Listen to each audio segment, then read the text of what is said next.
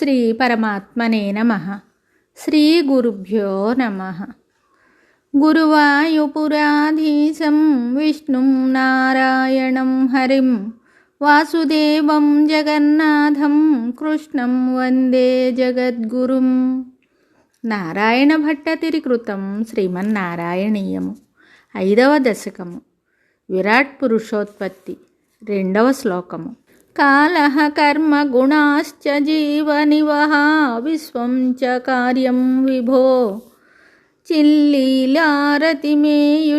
త్వయి తదా నిర్లీనతా మాయయుః తేషాం నైవ వదంత్యసత్వమయి భోః శక్యాత్మనా తిష్టతాం నో చేత్ కిం గగన ప్రసూన సదృశాం భూయో భవేత్ సంభవః.